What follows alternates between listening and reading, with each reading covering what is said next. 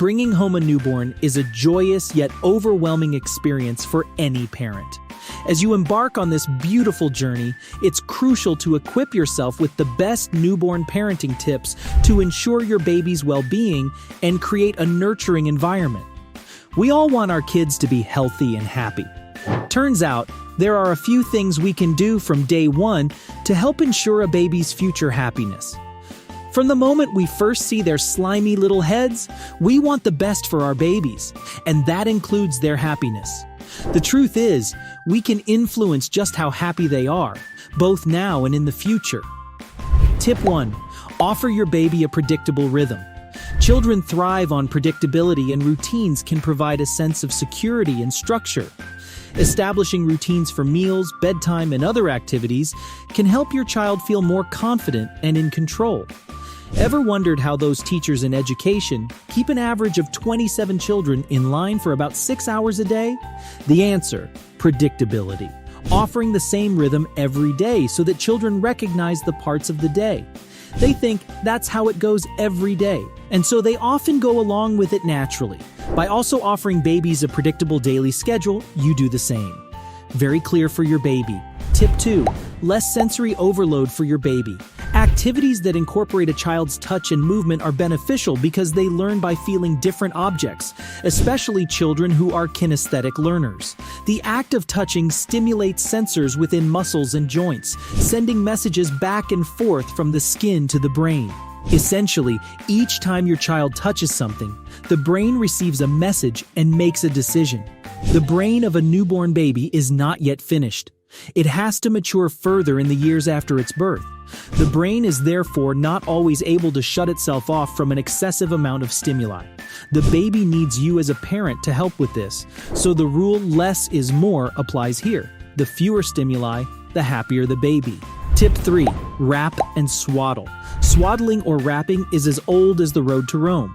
A baby has been short of space in his or her mother's womb for 9 months. After birth, the pressure on the skin is sometimes missed, especially if the baby needs to relax before sleeping. Many babies move around in their sleep and wake themselves up as a result. But when they're swaddled, they can't wake themselves up through their own uncontrolled movements.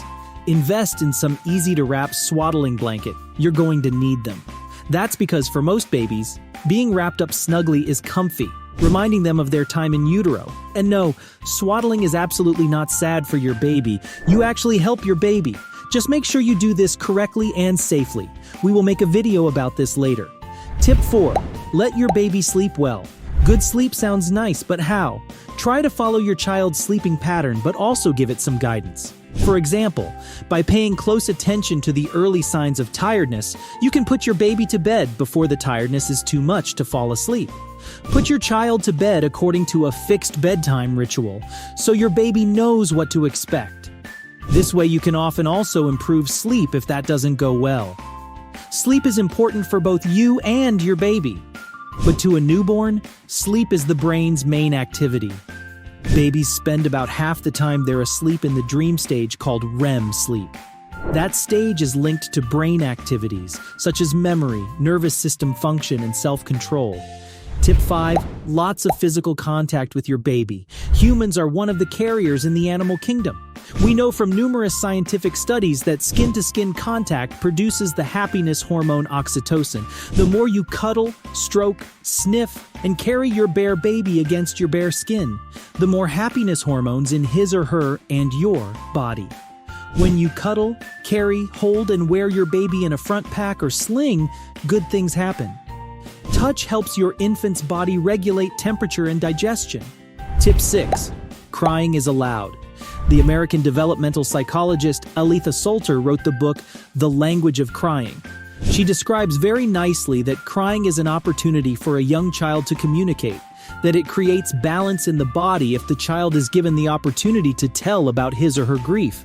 A young baby does not yet have a language with words and uses laughter and crying to tell you things. So listen carefully to the crying. Do you recognize different sounds in it? When does your child cry more or less at certain times? What does he tell you with that? Really loud, upset crying should be avoided. But see what you can learn from all the other bubbling. Tip 7. Pay attention to verbal communication. Children are ready to communicate from birth. Early communication starts with crying, then babies start babbling and gesturing before learning about words and conversations. Children who are spoken to a lot soon start to speak by themselves. Even with the first UHS, OS, and Ahs, they learn that conversations take distribution turns. You say something, you drop a silence, the baby starts cooing and drops a silence for you. The more we talk, the calmer we act. Another thing that makes young children very happy. Tip 8. Pay attention to nonverbal communication. Babies will mirror. They imitate what they see. Sometimes there's a little delay on the line, but if you stick your tongue out at a newborn, he'll do the same in no time. Babies can learn gestures before their first birthday, such as waving when leaving. You can also use verbal and nonverbal language at the same time. Ask where the lamp is and then look or point upwards together. This is how the baby learns the word lamp. Nonverbal baby communication also plays a crucial role in language development, as parents can interpret their baby's expressions and gestures, facilitating early communication skills. It also aids in emotional regulation, allowing parents to provide comfort and support during moments of distress. Tip 9. Parents first. Your baby's most important need is you. Your physical and mental health is of utmost importance for your child's well-being. They also say it in the safety instructions on board the plane. In case of an emergency, put on your own oxygen mask first, and then with your child. By taking good care of yourself, you keep enough energy and balance in your life to be a good parent. Parents need care too. When you are exhausted, irritable, depressed, or overwhelmed, you may have a harder time meeting the needs of young children. Tip 10. Offer enough variety. When children are young, it's essential for them to explore their sense of touch. A child's touch is the first sense to develop in the womb, and it is the primary way infants learn to bond with their parents. Provide something to look at or touch when your son or daughter is awake and relaxed. Babies like to look at things with clear colors and contrasts. For example, place a rattle about 20 or 30 centimeters away. Offer challenge and variety. Otherwise, the fun will quickly end. For example, let your baby change position regularly and give new things to look at or do. So that was all for today's video. We hope you liked the video and our tips will help you in your parenting. For more videos like this, do subscribe to our channel and please leave a like to show us that our tips help you. See you next time.